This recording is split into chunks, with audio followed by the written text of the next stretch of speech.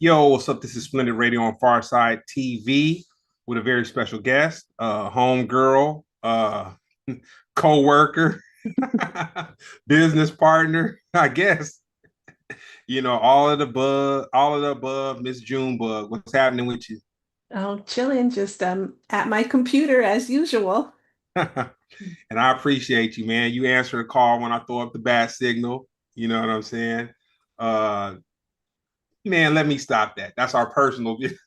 People gonna be calling you, hitting you up in the morning, hitting you up at night. Like, hey, man. But I want to start out. What city are you from? Currently, I No, feel where like you where? I feel like I live my life in parts. Currently, I'm in Riverside.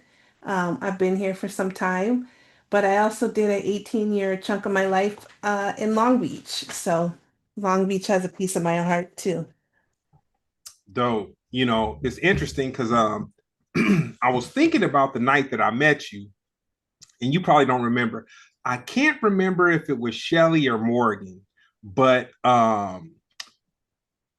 it was this little rest. It was a little bar that was on a corner downtown. That bar used to be cracking. Oh I my think I goodness. do remember it, and it had like a triangle shaped like parking island across the street from it, maybe. Yep, yeah, Yeah. And I yep. was selling food out the trunk of my car. Oh man. So that's part of the story. So um I can't remember if it was Shelly or Morgan, but they had asked if the guys could come down and do like three songs. It wasn't anything big, and I think it was sponsored, and either Shelly or Morgan were curating it. But I want to say it was Shelly more than it was Morgan. But it might have been this other girl, but they all did the same because Shelly, she did like promotions and kind of like marketing, branding, and all that before the internet was really popping. I Are want to you say this saying was like Shell? my, Are you saying Shelly like Shelly O'Neill? yeah, Okay, we got the same last name, and so she was one of my favorites just because of our last name. you know what? It could have been Shelly. We gonna say it was, Let's just say it's Shelly. yeah, we gonna say Shelly. So um, I was coming up to the front of the bar to make sure some of my people were straight on the guest list. And Shelly was like, yo, this is my home girl June, blah blah blah. And you walked in with like it had to be like five or six girls, and you guys like all just walked in. And I Mhm. was like, all right. So the guys performed, whoop whoop. And afterwards, you were outside and you had the dopest tasting quesadillas ever. Matter of fact, I'm gonna ask you for that secret spice tomorrow. Oh man, and it was crazy to me because I can't even remember how you did it, but I know that you were doing food, selling food, whatever, whatever. And then later, found out you were a DJ, and so then like I knew you as the person who, like you would come to clubs or events or whatever, and you do your food thing, and then you would do your DJing thing, and then I think that you cooked for a while. Yeah, yep. Yeah. So, oh, as a matter of fact, when I got to know you, I want to say sometimes on the weekend you would cook certain things and let people know, and they could come by the house and maybe pick up plates. Yeah, I was selling plates out the house. It kind of started off. Somehow I met Raekwon when he came into town, and the a mothering instinct in me says, "Oh, you're on tour all the time. How often do you get a home cooked meal?" And so I made a big meal for him and the crew. Um, and he loved it. He appreciated the meal. And then from then on, for a few years, anytime he was in town, I would make a home cooked meal and bring it to his green room wherever he was at. And that kind of sparked my hip hop catering career. So in addition to doing like green rooms, I was selling either like a pop-up booth at a club or out of the trunk of my Honda Accord sometimes. Um, and then I started doing it at the Beat Swat meet, and that's when it really got like people started to taste the food and it took off from there. Wow, because I did the beat swap meet for a while, but I think it was probably after you had your. It was definitely after that because uh, it was years after I met you at the man, I can't remember the name of that club I or can't the remember bar. either. It was a cool little spot too. It had like a covered back patio with like It walls sure all did. around. Yeah, yep. Yep, and it changed hands a couple of times, but matter of fact, Adrian Young, his art form studio was around the Was corner. right across the street. Yep, I was just about to say Okay, that. across the Yeah. street. Yeah. Yeah, I remember it. So what's the first hip hop song that spoke to you? I was thinking about this and I want to say children's story, Slick Rick. Interesting. Yeah. You know, for whatever reason, um, so one of my superpowers is that I don't have to like something, but I can understand the connection that people have to it. You know what I'm saying? And Children's Stories was one of those songs. It never moved me to the left or to the right, but I had respect for it because there was enough people that it did move to the left or to the right that I could say, like, okay, you know what I'm saying? This is a matter of fact, I'll tell you something funny. My next door neighbor, she don't watch this, so it's just whatever. She told me when she had to be just going to high school. She said her baby's father passed by her on a bus stop, rolling a cutlass, bumping Children's Story. Oh my God. And she was with one of her homegirls. And that's how she ended up with Homeboy. Because shoot back in the I guess back in the late 80s, early 90s, a Cutlass was like a Rolls Royce or at least a Benz. You know what I'm That's saying? true. Yep. Dope. So Um, one of the oh, go ahead. oh, something I gotta say it. So I love that song. It's one of the first songs where like I learned all the words and it was fun to be able to sing along. And years later at B-Boy Summit at the Queen Mary, Slick Rick was performing. Uh, I don't know. I probably was in my 20s or 30s at this point, and I'm in the front row watching him perform, and the whole concert was great. And then Children's Story comes on. I don't know what came over me. I started crying. Like the videos of like the people in the 50s watching the Beatles and they were like all hysterical. I never knew that could happen, but it made me emotional just because it was like, ah, this is my childhood and I'm seeing it happen live. So it was, Working with a 90s hip hop golden era group for a very long time, one of the common denominators and people that I would talk to were like, oh man, this was my high school jam, or oh, this was my college jam. And I could see the look in their face, like at the moments in time that music was relevant to them, it was more than just a song. yeah. Yep. And music is a time machine too. It really like you could hear a song and it transports you back to those moments where that song was everything. I got to give a shout out real quick, and I'm gonna give him a shout out, but I'm gonna talk about him a little bit. We got family Ben Frank up in the house, and man, Ben, I'm gonna keep on doing it every show until you hit me. DM me, Facebook, Gregory Campbell, my Instagram, Smooch or Splendid. Send me your address, man. You have been faithfully here longer than, oh man, longer than anybody, man. You know what I'm saying? You part of the family, so I got to send you a package. But yeah, hit me up with that. And then we got Amaru. He's our Midwest affiliate. You know what I'm saying? And Amaru, oh man, I saw Hugh Blind playing the blues guitar today, the steel guitar. You should have came out here and did that album with him. Oh my God. He's a very talented cat, man. Oh my God. Hugh Blind. Woo. Yeah, so yeah, I had to get that in. You know what I'm saying? We don't have many people that appreciate Splendid. So the ones that do appreciate it, I gotta just, show my appreciation. Of course. So um on the weekend, every weekend I'll listen to an album in its entirety because I feel like we've lost the it's almost like cursive handwriting. Like no one knows how to do cursive anymore because we haven't done it. They don't instill it in the youngsters nowadays or whatever. So it's kind of like a lost art. I feel listening to albums is a lost art because it's like, people just have singles and, people's attention span isn't really configured the way we've been reprogrammed with social media and whatnot. So, people don't listen to albums. So every weekend I'll listen to an album. Last weekend I listened to the Alchemist and Mobb Deep album. Man, um, I'll say I'm old, so let's just not act like I'm just a youngster. So I'm older for sure.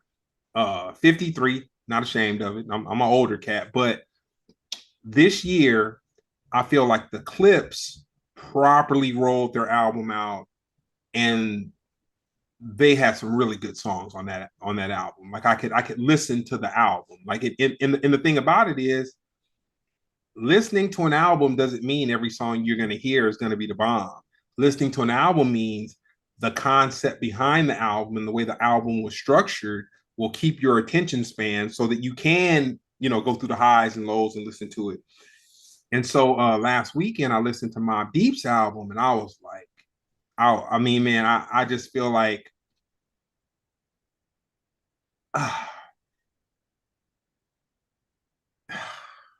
Hmm.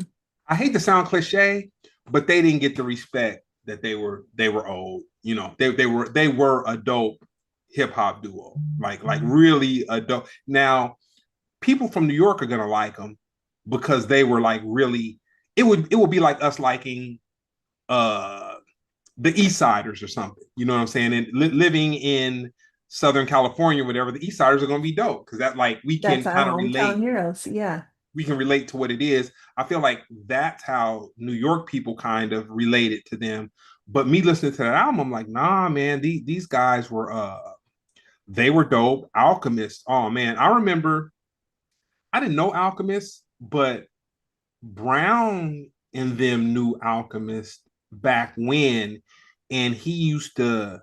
I think he used to get samples for mugs. You know what I'm saying? But he's always been that dude, because he Alchemist was from out here, and then he ended up moving to New York, and then he came back.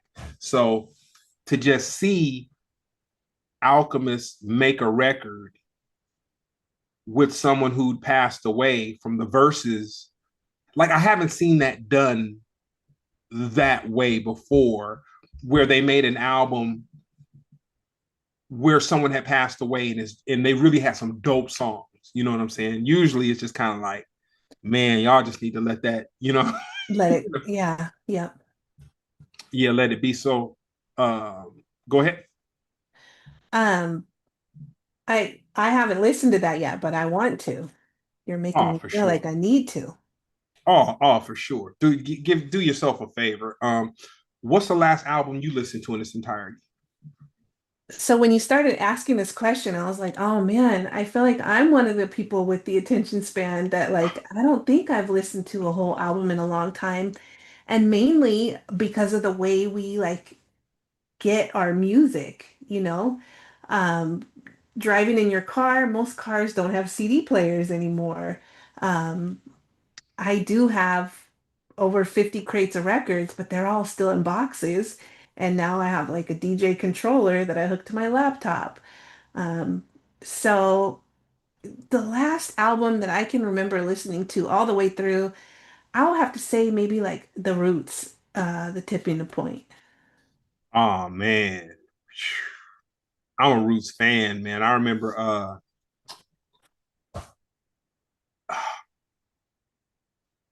was is the tipping point the one with false media? Let me look. I want to say no. No, I think the Mm, tipping I point don't was think so. after because the tipping point was not tipping point, but the false media one was the one where they had like a stick figure person on the thing. But anyway, the Roots, where I'll give them their credit. So me doing tour management and management for so many years, every city had a hip hop band. Like every city had a hip hop band, and it was kind of the Roots formula. But seeing that, and then shame on us, we were on a Cool Cigarettes tour with the Roots back in, had to be about 2004, and Black Thought came on the bus, and he was like, "The Far Side is the first tour bus we ever walked on." Blah blah blah blah blah blah blah blah blah. And they were headlining this. They were headlining this tour, and me watching them from opening up for the Far Side to what they had evolved into was just amazing. It was really a testament. Like I'll say, I've seen two music groups. I won't name them, but when they started off, it was like really rough. But along with popularity and whatnot, they really became icons. You know what I'm saying? Like and it's dope. It's like it's dope when like the stars align like that. Where I saw a group, I saw two groups, True Love for the craft, evolve them into accomplished musicians and singers and rap and like all that. And that's like you know. But with that being said, did you tell me the last album? That I listened to all the way through. Yep. Yeah, I would say it's the tipping point. Okay. Okay. Yep. Nah, the Roots are a good go-to for sure. What's your favorite hip hop movie? I don't know if it's a hip hop movie, but it's New Jack City. I don't know. Is that a hip Nah, hop? that's hip hop. I That's hip hop. love New Jack City. I have watched New Jack City 873,000 times. I know every word, word for word. CMB. Um, I don't know why. I had a VHS of it back in the day, and like we were poor college students and we didn't have cable, and I would watch that movie every day. I don't know what it was. I love the soundtrack of it. I think that's a big part of it. Um, yeah, New Jack City and Half Baked from that era also. I don't know if Okay. that's a hip hop movie either, but Well, I'm gonna share something with you. If you didn't know, my people are from Brookhaven, Mississippi. We smoke meat and tell stories, and so my stories had overshadowed the tipping point, and had to spin the record. I had to spin the record back, but no, New Jack City is definitely it falls in. I've had people tell me Drumline. I've had people tell me Disorderlies by the Fat Boys. I've had Drumline, Disorderlies. I've had Belly, and man, Belly, some of the dopest cinematography, man. But it was made by a video director, and so that's why it just looked like a dope music video, especially the club scenes. But now that you're not out in the clubs, out in the spots, DJing, whatever, how do you find the music? so Shade 45 or Sirius XM, but specifically Shade 45 on satellite radio. I love it. I am learning like new music all the time. And it makes me feel like hip hop is not dead because, they'll be introducing new songs. Mostly Destroy's radio show. He plays a lot of shit. And Lord Sear. Sway, I like to listen to in the morning because, they have some dope interviews, and so I'll be like learning some shit on there. But yeah, satellite radio is where I'm getting my new hip hop music from. So, amongst my several phone calls and text messages throughout the day, I'm going to ask you to work your magic and tell me how I can listen to Sirius while I'm in my office. Okay, you can Uh, for sure. Like, because I have it in my car, but because I have it in my car, I also can log in on my computer. So I could listen to it in my computer, but I listen to all kinds of other stuff while I work too. So usually all it's a right. thing, but. All right, that'll be part of tomorrow's conversation. Don't charge me. Don't charge me. That give me a little grace with that one. Um, so where'd you go to junior high school? Um, I went, it's, I guess, a two-part story. I grew up in Chino until seventh grade, and then we moved to Riverside. So seventh grade, I went to Briggs, Briggs Elementary, but it went up to eighth grade. And then eighth grade, we moved to Riverside, and I went to Loma Vista Junior High. And your soundtrack. My soundtrack. Okay, so when I went to Loma Vista Junior High, there's this group from Riverside called Lighter Shade of Brown. And one of the guys from Lighter Shade of Brown used to go to my junior high, but then he like got older. He went to Norte Vista, but his little sister still went to my junior high. So it would be like so cool. Like, oh, I don't even remember her name, but like her brother came to pick her up today. And that was when Sunday Afternoon came out. And so, yeah, a lot of Lighter Shade of Brown during that time, world class wrecking crew, um, Candyman was a big Yep. little part of that era. Also, I gotta say some Vanilla Ice. Uh, I think I even went to a concert at that time for him. Um, CNC Music Oh, Factory. yep. Yep. I can subscribe to that. That's dope. So, um, if you had to choose pulling financial gain 100% out of the equation, DJing versus cooking versus graphic design. Ah, that's tough. Um, I love all those things for different reasons. Cooking, I love cooking because I love when people eat the food and are like, damn, Junebug, you put your foot in it. It makes me so happy to like know people, their taste buds are happy. But cooking is hard work. You got to be sweating in the kitchen. So there's a give and take on that. Graphic design, I guess it's the same thing. Like I like the recognition where, um, either myself, like I if I design like an album cover and then like I see it out in the wild or like a t-shirt I design or a billboard. I also do like it's kind of boring, but like sign design. So I'm driving on the freeway, I see a sign that I designed. Um, that is like a feel-good moment to see like something that I just saw digitally on my computer screen become like a real life thing that you could see. Um, but with graphic design comes, sitting like a I don't know, like a troll at my desk, just working away, hair all crazy, dark circles under my eyes.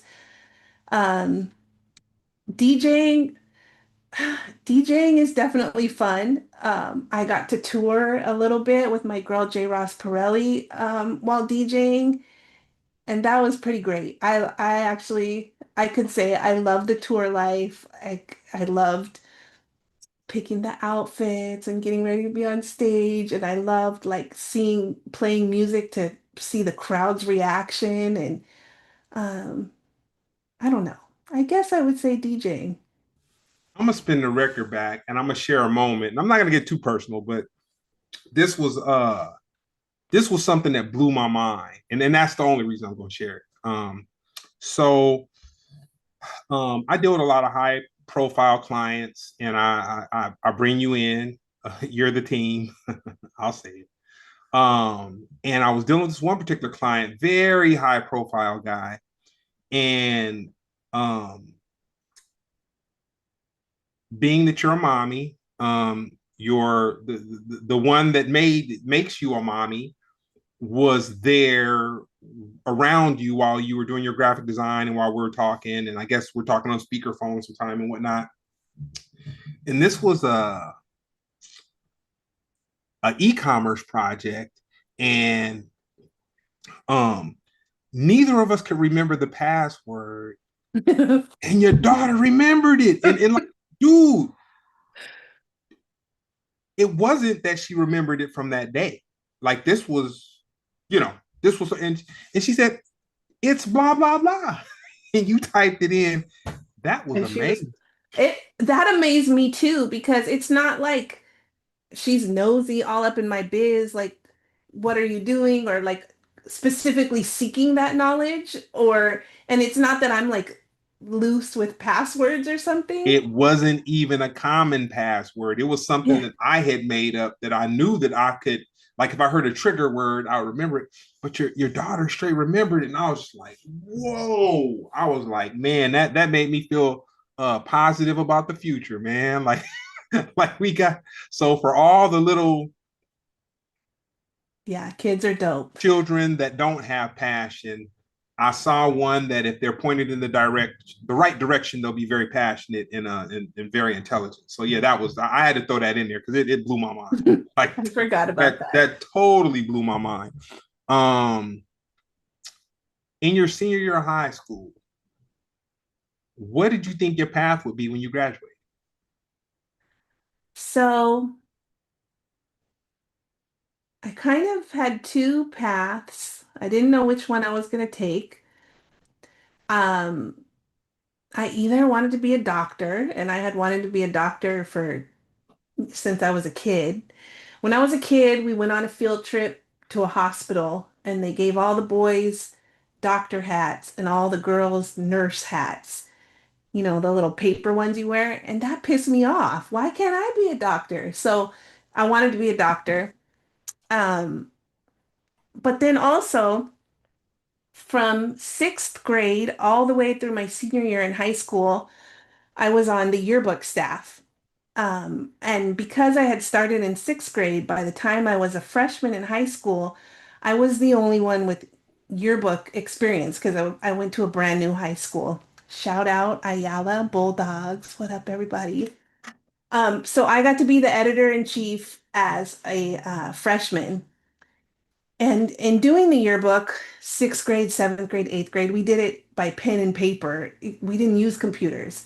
But freshman year of high school, we used those block Macintosh computers where the whole thing is like a cubic brick with Aldis Photoshop 1.0. It wasn't even Adobe yet, and it didn't have layers. Um, and we were making the yearbook on there. And so that was fascinating to me. And also around this time, there was, the big flyer parties. And so there was big, like die cut, spot UV coating flyers. And I knew that those flyers were made on computers, like what we were doing our yearbook on. And I was like, this shit is dope. I want to make flyers when I grow up. So I graduated high school. I went to community college to get like basics out of the way, and I thought, "Oh, maybe I'll be a doctor." But sorry, mom, I turned out to be a graphic designer. I'll tell you Uh, something. I'll tell you something funny. So back in '99, um, I can't remember what or how I got introduced to this guy who would print flyers for raves. I can't remember. was it Patrick from Monochrome Graphics? I know Patrick. I know I know Patrick and I knew them guys, but no, this was before then. This Okay. was before then. This, as a matter of fact, I owe him a call. Alex Constantine. Dang. Oh my God. I need to A&A call Alex. Graphics. A&A is Yeah. another So flyer. Alex, but dealing so out the company, so Alex, real quick, I was able to meet the creator of the Mutant Ninja Turtles. Like they did work for Homeboy. Like Wow. he was paid. He wasn't, you know what? I'm not gonna say I could say that he wasn't a millionaire, but I didn't know what he had. So he was just around. So that we're not gonna say what he was because he could have been a millionaire and had his mouth closed, whatever. But anyway, Brown and I had went out to this graphic design flyer dojo house in North Hollywood, and the concept of it was incredible because this one raves were crack, and this was around like Warehouse 97, parties. 98. Yep. And what the guy did was he rented a condo in North Hollywood, and he would have like three graphic designers downstairs, two graphic designers upstairs, and all of them just cranking out these rave flyers. And he would do the printing also. And so he like was the one that introduced me to like Delta Cargo. Like I had a Delta Cargo account, I had a Southwest account. Like he actually motivated me to get into the printing industry. Like me going to his house, and then the cold part about it was no one was allowed to listen to anything but deep house, even though like the dudes that were there were like super rave heads, and then he had some guys that were like hip hop heads and all this. And his thing was, I don't want my designers listening to anything they know the words to. I just want them listening to some upbeat, up tempo. I listen to house every day to this day, at least 5 hours because of that experience. And it was just amazing because he was doing it, man. Like literally. And I want to say he would probably charge these huge rave promoters like $2,000-3,000 for a flyer design, but they were making so much money. You know what I'm Yes. saying? And Yep. then he was only paying these guys that were doing the graphic design like maybe $200 or $300 per, per one. So anyway, that was amazing to me. Yeah. The whole flyer culture, absolutely fascinating to me. I yeah, just I used to love to go to Monochrome up to where the designers were, and like they had like it was like a cave. There was no windows, and I don't know, it just was so cool. I loved it. Around the corner. That matter of fact, I knew the owner forever. Like for whatever reason, I always meet the plug, man. You know what? Homeboy that inspired me to get into the printing game, he was doing his printing through monochrome. And that's how I ended up meeting those guys and going over to their whole situation, which at the time they were in Santa Fe Springs. And Yeah. Yep. yeah, there was Santa Fe Springs, and I did that. So now we're gonna move on to some current stuff. So you being a mom, um, entrepreneurial hustler, grinder, do you think the youth understand what's going on in the country politically? I think they do. I think they might even have a better not maybe a better, but a different understanding than us. Um, but I think that the youth are tuned in. I think they know what's up, and they know what's right and what's supposed to be happening. Maybe they cannot like recite the Magna Carta or the Declaration of Independence, but I think they know what's up. So I brought this up the last show I did, and I'm gonna bring it up this one because I feel it's relevant to what's going on right now. Um, so I'm not a social media person, not at all. Like I do it for Splendid, but it's really just not my like. Man, I don't need to be over. I don't need my sensory perception. I don't need to be overloaded with what people have and food and whatever the algorithm picks up is my pattern of dopamine or whatever. But um, one of the things that kind of made me feel away, but it didn't make me feel good or bad, but it was just something that it kind of captured my attention, was when Facebook had fact checking. And so even to the point of when people would post an AI generated picture, it would say this is AI generated, or this is factual, or this is not factual, or da da da da. And then um, in the last election, there were debates that were going on, and there was uh, two times that Kamala Harris wanted to debate Donald Trump, which there was things that I really weren't into about both candidates. Like it was a lot more with Trump than Kamala Harris, but I wasn't like, oh, I'm just people are human. You know what I'm saying? And they have their good qualities, their bad qualities. I was talking to my dad, and I was telling him today. I said, man, who would have thought that I could listen to the radio without music being played, which I listen to talk radio sometimes. And I was like, what I like about talk radio is that you can get two intelligent people that have two totally different point of views. They can have a conversation, and then the person that's listening to it, they can kind of pick and choose what is making sense to them and then kind of formulate something that's realistic. But um when Trumpers go hard, and I stopped trying to, like, man, you're not gonna. It's like trying to break up some teenagers, man. You're not gonna do it. Yeah, you're not going to change anybody's mind. You're not gonna, like, man, two teenagers. Um, yeah, no, funny story because Mississippi, we smoke meat, we tell stories. I was talking to Nina Cherry years ago out with Gorillas, and she was telling me that she grew up in Compton. Her father was Don Cherry, who was a he was to the I believe he was to the saxophone what Miles Davis was kind of to the trumpet. He wasn't like Grover Washington but he was like a very prominent jazz musician. And so she said, I told her where I lived in South Bay, whatever. She's like, oh man, I used to spend my summers in Compton. My grandmother lived in Compton. And I was like, oh. And she said, yeah. I said, there was it was urban, and I had friends that were black guys, whatever. She's half black, whatever.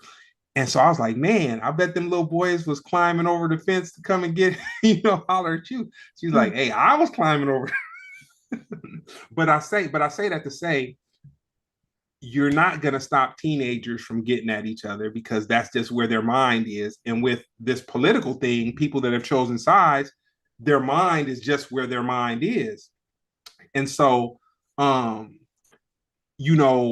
tell people, so the question that I used to ask Trumpers was, why didn't Trump debate Kamala the two times that he could have debated her before the election? And of course, they don't have an answer, but I'm going to share with you what that answer is. She said, we've got to have live fact checking if we're going to have a debate.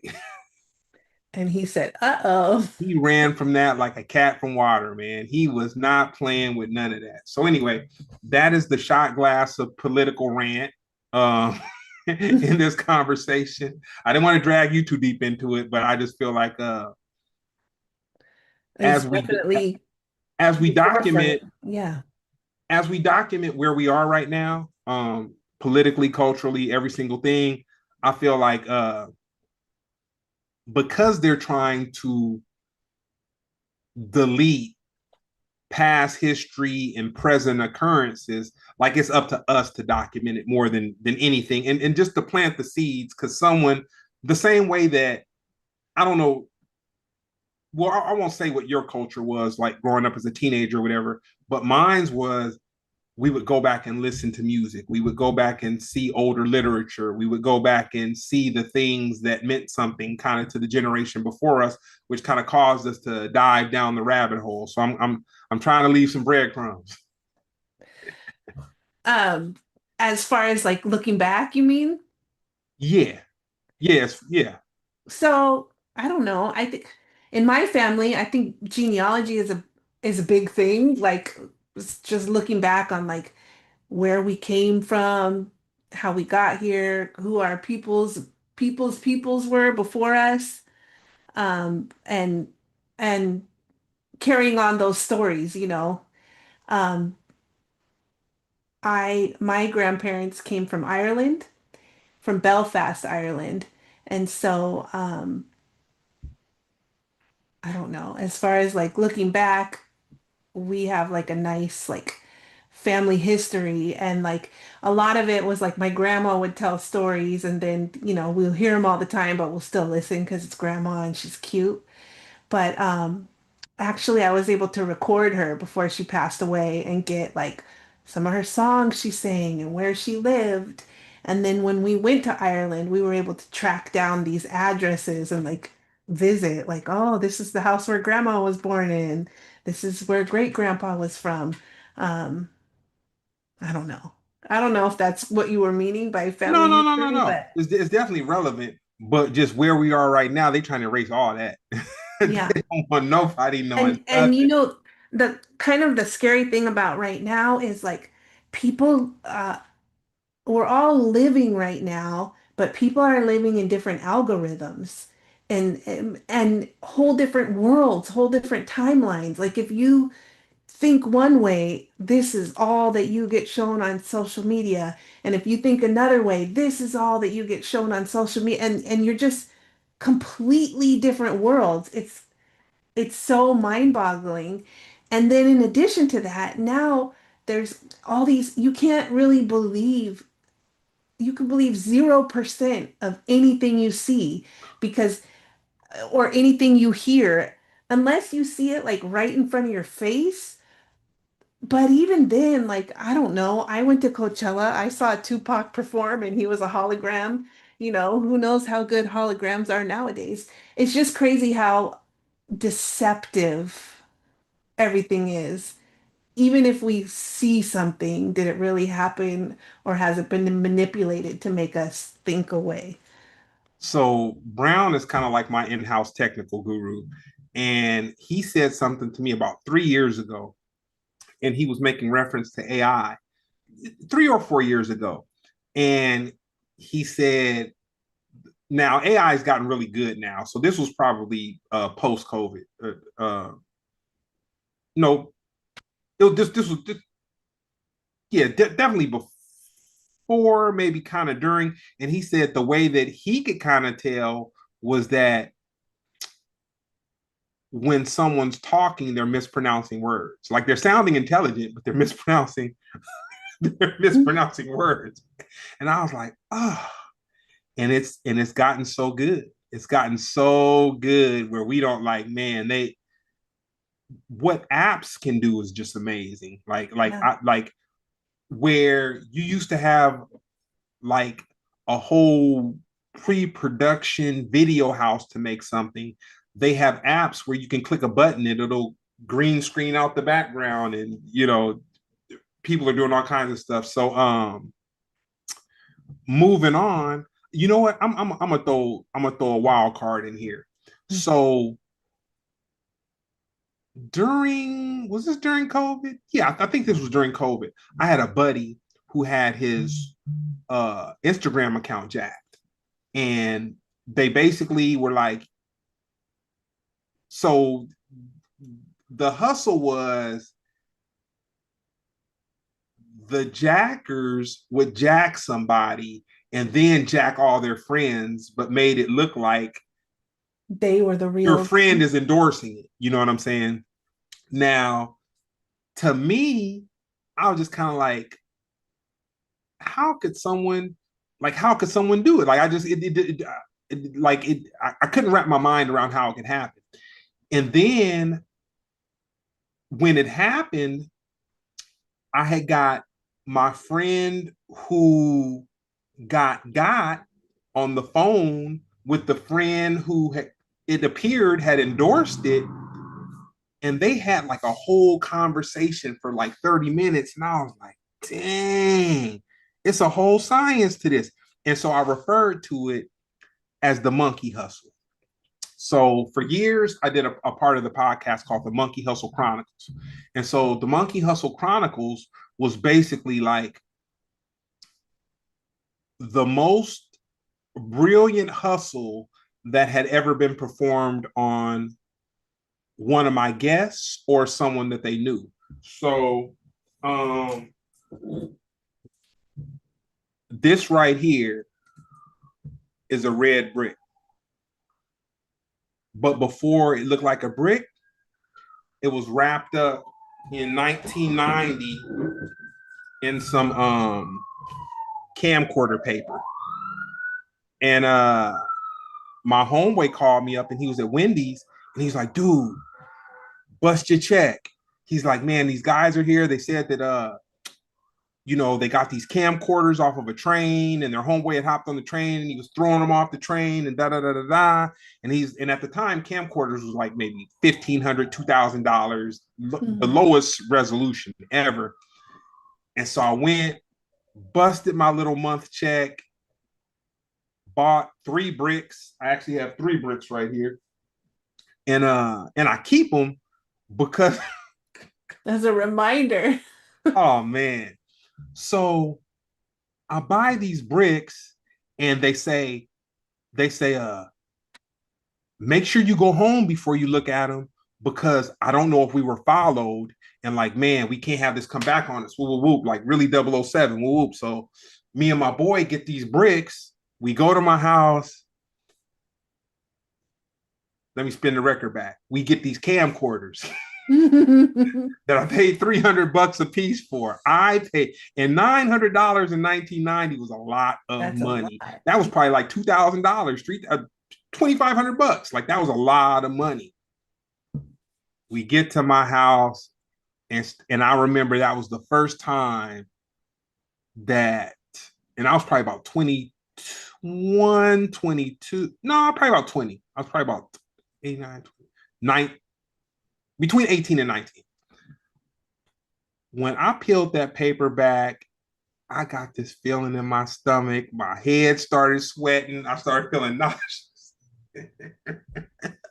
And that was my very first experience of getting got. And I thank God for it because it probably helped me to not get got in a larger way in my adult life.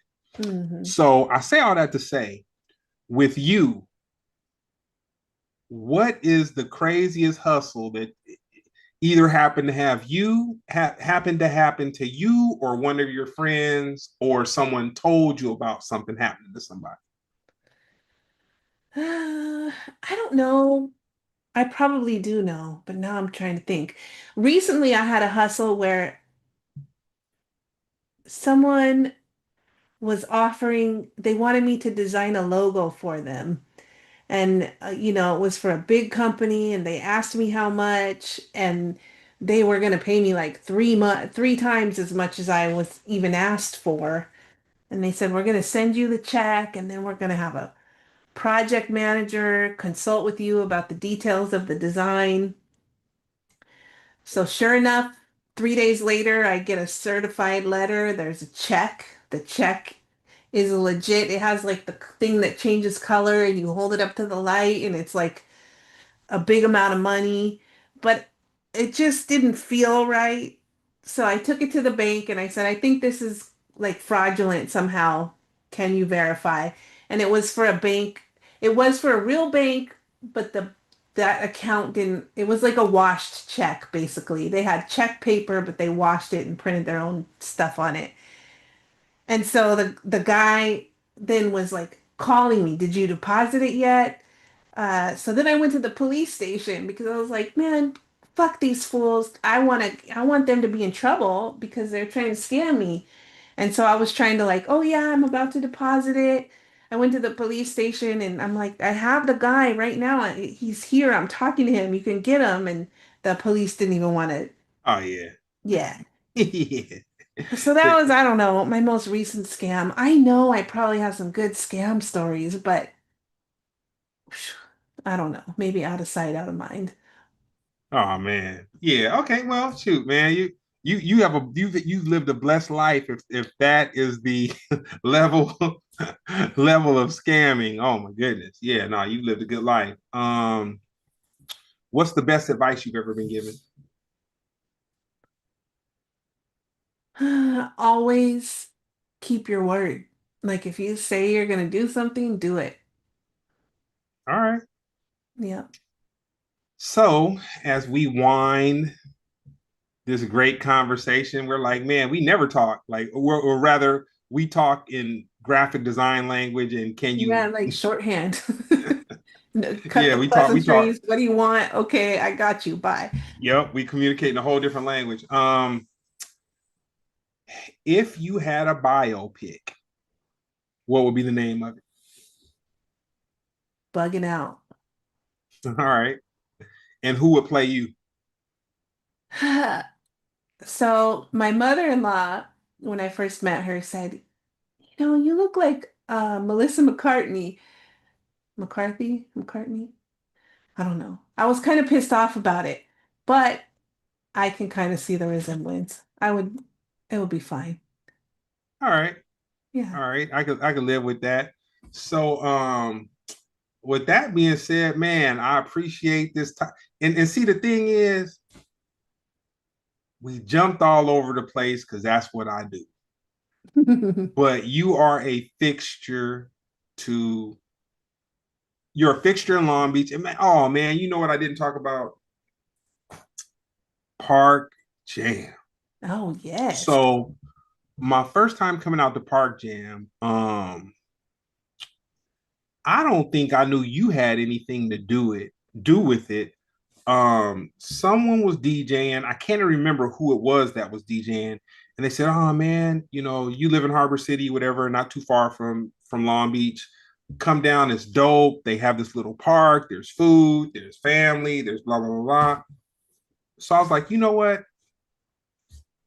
15 minutes away, driving the streets, taking my time, soaking up the scenery. I went and saw.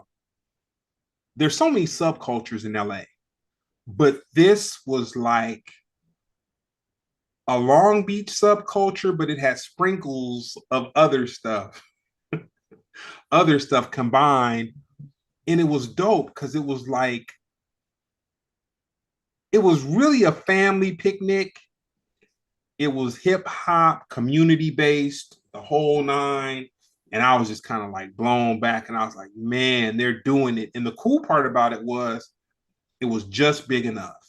You know what I'm saying? So it wasn't too big. I wasn't too happy about having to park and walk and deal with all that. You know what I'm saying? But But once you got there, yeah. So I've probably been to about 4 park jams, and after the first time, it just kind of was like, okay, if you're lucky, you can get a cool park, but prepare to walk a couple blocks. That's just what it is. And then my latest times, one of my clients was an investor into this Caribbean ice cream. He didn't sell ice cream, but it was like food out of an ice cream truck or something like that. And so I mhm. came down there a couple times and just hung with him because he was a client. He's like, "Oh man, come and hang. Grab some food. Man, food gonna get me going. You know what I'm saying? You lucky you stopped. You lucky you live far and you stop cooking in open spaces because oh man, yeah, I'll show up for some food for sure. So real quick, how did Park Jam start and how did you become a part of So I started DJing probably in like 1999. I I bought my first turntables at like Whitaker Music in Long Beach. And at the time I was super into scratching, Qbert, the scratch pickles. Um, and so I always was on my turntables every day. And then I just kind of like always kind of thought like it would be so cool to do this like outside at the park. Um, but my first event that I did on my own was Scratch Club, which was like an open turntable jam session. I did that for a few years. And then eventually I met the homegirl Yasi. And Yasi and I were roommates, and we started having craft night where we would get all the ladies together and we'll do like a different craft and we'll have a dude cook for us and then we'll do crafts and just, talk and socialize. And then that's where we started talking more about, well, we should really like do this at the park outside with music and a DJ. So Yasi and I and the homegirl Dina uh, just took the turntables to the park one day, and we had lots of DJ friends. Um, I want to say like DJ What and DJ Wastafa and DJ Doc were some of the first DJs at Park Jam. And it really was like the first Park Jam was like 20, 30 people, and we knew everyone there. And we had so much fun. We said, let's do this again next month. And, we did it again. Then we got kicked out of the park we were at because we got sound complaints. So we moved to another park. And then it just really grew from there once we got to Cesar Chavez Park. Um, and now it's to the point where like there's so many people at Park Jam and we only know a small portion of them and we trip out because it was just like just our friends and now it's like a whole thing. Um, Elemento from the Visionaries has a song called 1888 about Long Beach. And there's this line in the song and he says, any type of human can be found when you're around Long Beach. And that describes Park Jam for me because, there's Crips and Bloods there, but they're not fighting. They're dancing and having a good time. Um, there's goths and there's hip hoppers and there's house people, um, and there's people that like reggae and The everything. And there's sublime, like yeah, folks. sublime like people. There's old people, like people. My mom and dad went, and they're in their 80s this past summer. But then there's also like people that bring their babies. And now we've been doing it for 22 years, since 2003. Um, there's generations. There's people that are adults now that have babies that go to Park Jam that weren't even That's born a when the first fact. Park Jam happened. So it's it's amazing and cool to see how it's grown. Well, I appreciate you guys because I can say um the last three times I've gone, and I usually those in all three times I've kind of hung with my dude that does the food or whatever.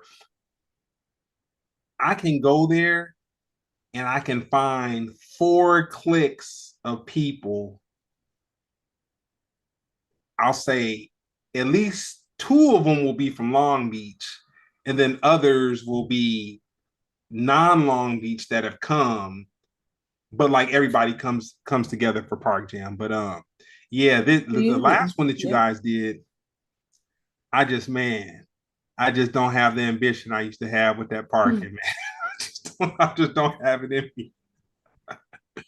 I just don't have it in me. But no, man, I really want to thank you and appreciate thank you and let you know I appreciate you for your time. I appreciate you for your skill set and whatnot. And anyone that needs anything graphic design related, don't say I never gave you nothing. Mhm. If she can squeeze you in, If I'm not too busy doing Greg stuff.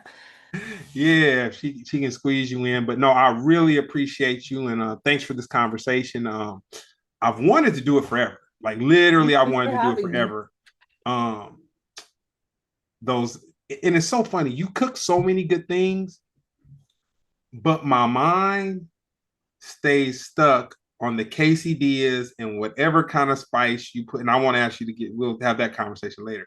But whatever spices you put in that case, those quesadillas you should sell. I was like, man.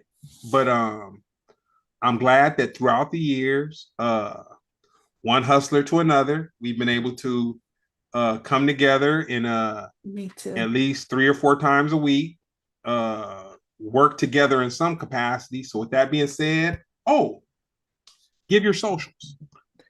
Um, okay, so just like daily life, what I'm into, Mighty Junebug, Junebug with two G's because I'm a double G, baby, baby.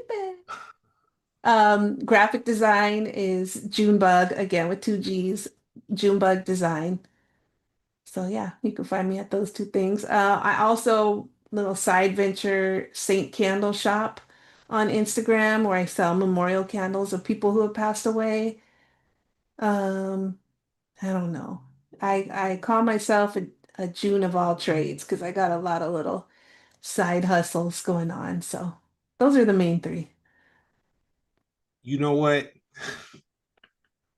I keep it going. We never talk this long. Like our conversations are usually 3 minutes, We're so short all the time. 3 minutes max.